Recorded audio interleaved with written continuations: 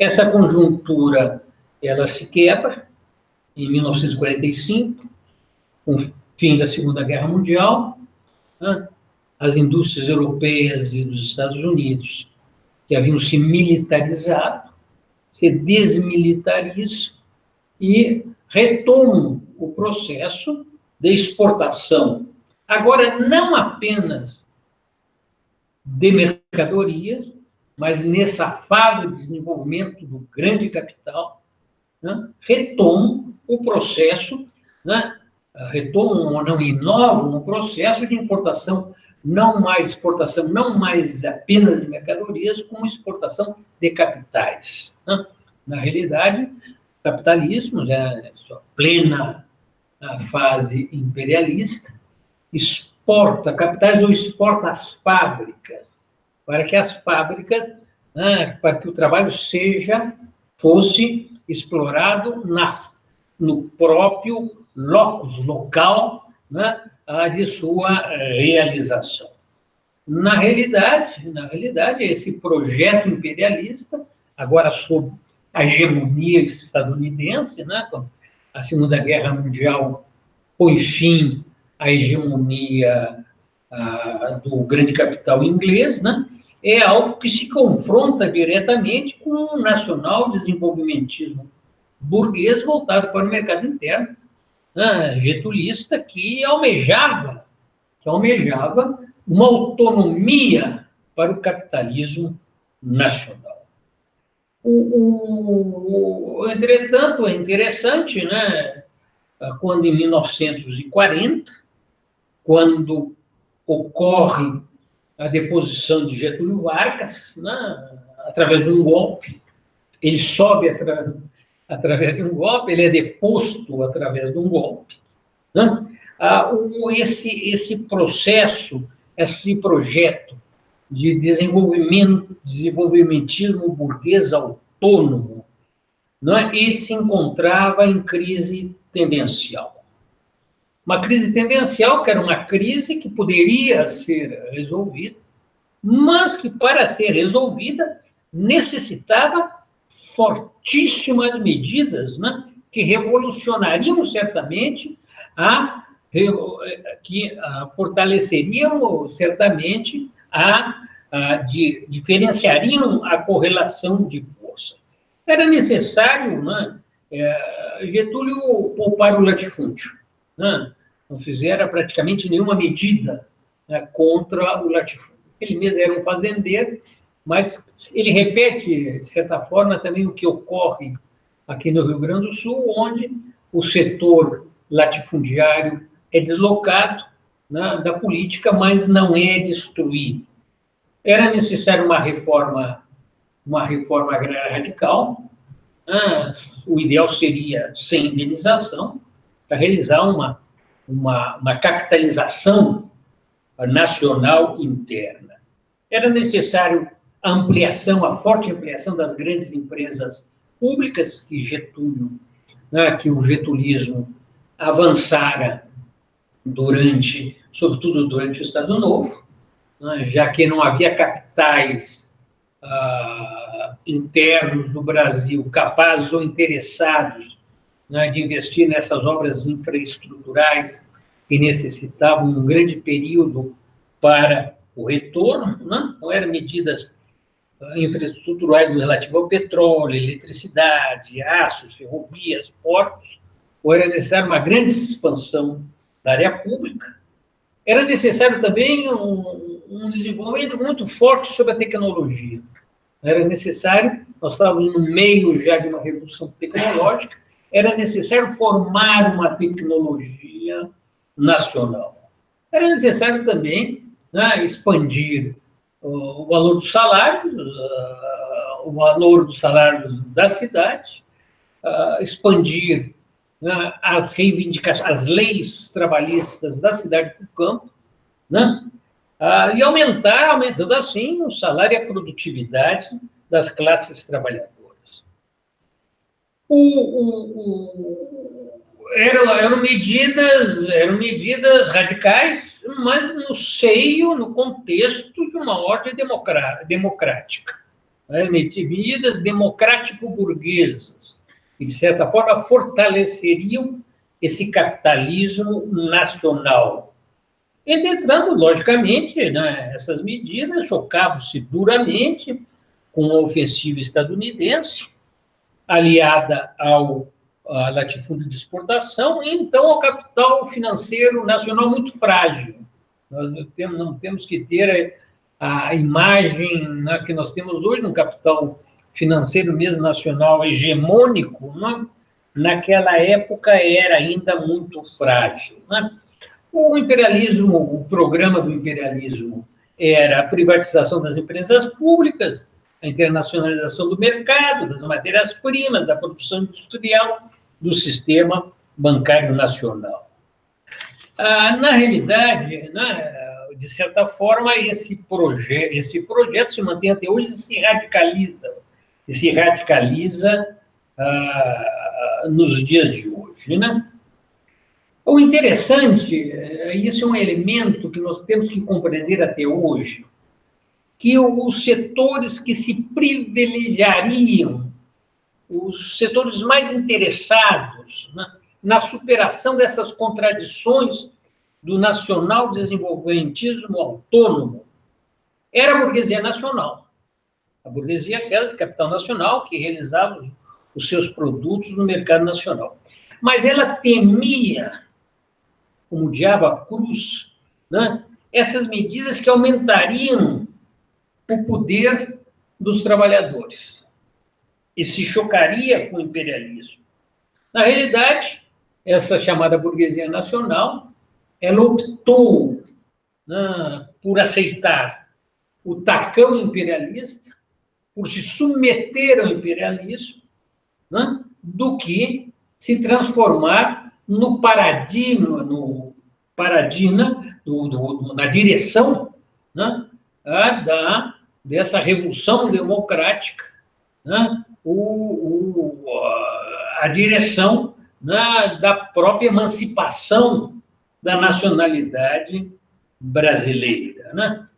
O fato é que abandonaram esse projeto, abandonaram o getulismo, né? E abraçaram aquele projeto que ia aprofundar o caráter semicolonial da nação. Um dos caráteres importantes do getulismo, que foi uma das épocas que fez recuar o caráter semicolonial do Brasil. Semicolonial, que é uma nação semicolonial, aquela que tem a independência política formal, elegem, a população elege, né, entre aspas, os seus dirigentes, são as classes dominantes nacionais que dirigem esse país, mas economicamente as grandes medidas são tomadas, são determinadas pelo capital hegemônico internacional. Na realidade, por sua pusilanimidade social, política, a burguesia industrial brasileira mostrou-se incapaz de acaudilhar o desenvolvimento nacional autônomo. O comando desse processo passou a caber às classes trabalhadoras, que deviam concretizar aquele programa, né, necessariamente no contexto de modificações sociais, econômicas e políticas estruturais. Né? Eram os trabalhadores que se transformavam, né, na necessária, na única possível vanguarda de superação, né, das contradições do desenvolvimentismo autônomo voltado ao mercado nacional. Na realidade, a chamada burguesia nacional, ela vai se aninhar sobre as asas do imperialismo, né? E agora os trabalhadores vão se defrontar, e as classes a eles possivelmente associadas vão se defrontar, né, já com o imperialismo, né, e já com um bloco conservador em algo mais consistente. Né? Getúlio volta, né, ao ao poder pelas eleições, né, início dos anos 50, né, ele vai avançar radicalmente nesse processo, né, aquelas medidas que ele ensaiara e desenvolvera durante o Estado Novo, mas sempre sob a hegemonia da chamada burguesia nacional. Quando da democratização, até sob inspiração do Getúlio, vai se formar dois partidos, o PDS, o PSD, né? Que era o partido das classes médias, do capital, da agricultura voltada para da agricultura e da pastorícia voltada para o mercado interno, né, da indústria, né? E o PTB era o partido destinado, né, a incorporar, era o partido destinado a incorporar as classes trabalhadoras, né, que haviam sido dirigidas durante a ditadura varguista, né, pelos sindicatos corporativos, né, criados e controlados, né, até policialmente, né, pela ordem ditatorial getulista. É tão interessante isso que o segundo governo do Getúlio entregou apenas o Ministério do Trabalho ao PTB. Né? Apesar de, nesse momento, a sua grande base era, definitivamente, os trabalhadores, as classes médias, né? Já que aqueles setores, né? Aqueles setores da burguesia nacional já estavam abandonando esse projeto. Né? O que nós vimos, né? Foi um período de extrema atividade, se fundou o Banco da Amazônia, o Banco do Nordeste, o BNDE, naquela época, a Eletrobras, né? A Petrobras, que foi o grande embate desses anos. Né? E mais ainda, né? O Getúlio criou as condições, queria criar, né? Começou a criar uma indústria automobilística para o Brasil, na FNM, né? E começou mais ainda, né? O Getúlio queria autonomia mesmo, né? Ele começou a articular as condições, nós estamos falando isso nos anos 50, para o domínio do Brasil da energia atômica e para que o exército brasileiro tivesse uma bomba atômica.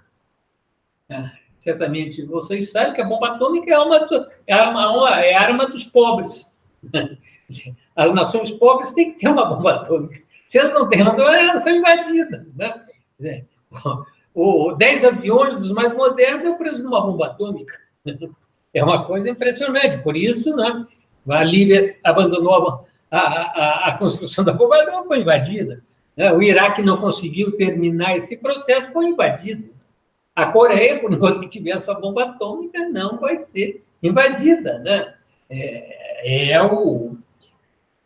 Na realidade o que nós vamos ter, né? O fato, né, que aquelas medidas que Getúlio ensaiou a ser realizada, conheceram uma oposição violenta do imperialismo e do conservadorismo, né, da UDN, o grande partido das classes conservadoras, né, uma grande ofensiva, né, que vai levar ao primeiro grande bote, né, bote golpista, né, de agosto de 1954, né, quando os senhores militares, o Exército Brasileiro foi sempre uma instituição antipopular, elitista, né, um braço armado do que é de mais reacionário no Brasil. Né? Os militares dos senhores generais dão o ultimato para o Getúlio, né? E o Getúlio afirma diversas vezes que não vai abandonar o poder, que não vai ser humilhado, né? O Lacerda, né, avança, né, aquela iniciativa, aquela agitação pelo golpe, né? O PCB, né, nesse momento, prosseguiu conclamando a população a depor o Getúlio, no momento que o golpe estava, né, estava em marcha, né?